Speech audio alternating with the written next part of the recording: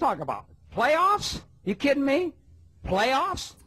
All right, welcome back to Bakes Takes Playoff Picture Special episode. This week I'll be breaking down the playoff picture from basically all angles. I'll be walking a mile in each of y'all's shoes to let each of you know what you want to have happen this last week of the regular season. I'll start off real quick with myself, Luke, and Kyle, who have all been eliminated from the playoffs. Kyle can play a little bit of spoiler this week. With me and Luke playing against each other, that game won't mean much of nothing. But no matter what happens at the end of this week, all of our seasons will be over. Right now, the 7th seed, the first team out of the playoffs is Brendan. Brendan, for you, it can't be much more simple. Win and you are in, lose and you are out. You have a big matchup this week against Eric. If you were to beat Eric, you would leapfrog him into the playoffs. If you lose to Eric, your season will be done. Simply win and in scenario. At the 6th seed, we have Eric. Basically, same story, a game against Brendan, a massive game, basically of which the winner will make the playoffs. So Eric, for you, win and you are in, lose and you are essentially out. I will throw in that word essentially because the only path for you to make the playoffs with a loss is an Andrew loss and outscoring Andrew by over 57 points. If that were to happen, you would go ahead and maintain your spot in the playoffs. But again, StatCast would give you a 99% chance to miss the playoffs with a loss. So I would recommend winning your game. At the 5 seed right now, we have Andrew, who again, StatCast gives a 99% chance to make the playoffs. But again, we'll just have to avoid that wacky scenario that I just laid forth. Win, Andrew's in. Lose, and the only scenario he would have to avoid is an Eric loss while Eric outscores him by 57 points. So if he loses and Eric wins, he's in. If he loses and Eric loses, he just has to not be outscored by Eric by 57 points. At the 4 seed right now, we have Kevin, who has a big old matchup against Ty. Right now, Kevin has secured a playoff spot. He will be in the playoffs. Right now, he is just fighting for one of the top 2 seeds to try and get that first round bye. With a win, he would either need a Jared loss or a Lance loss, and he would vault all the way up to one of the top 2 spots and would be in line for a first round bye.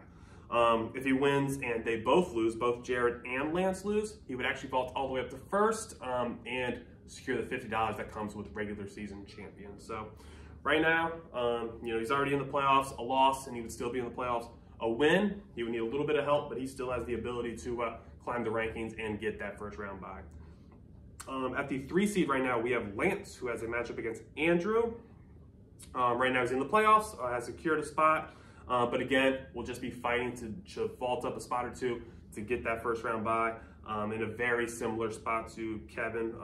So if he wins, he would need either a Jared or Ty loss, and he would maintain, get up to one of the top 2 seeds and get a first round bye. If he gets a Jared and Ty loss, he would go all the way up to first place, secure the regular season champion. There is a scenario where he doesn't necessarily need Ty to lose as long as he outscores him by more than 4 points. So again, if he just has Jared lose and outscores Ty by more than 4 points, he doesn't really care about the outcome of Ty's game. He would go ahead and vault ahead of Ty with the points tiebreaker. Ty is currently the 2 seed, has a matchup against Kevin. While currently in line for a bye, if he were to lose, he would not get a bye in the first round. It would be mathematically impossible for him to maintain one of the top 2 spots with a loss.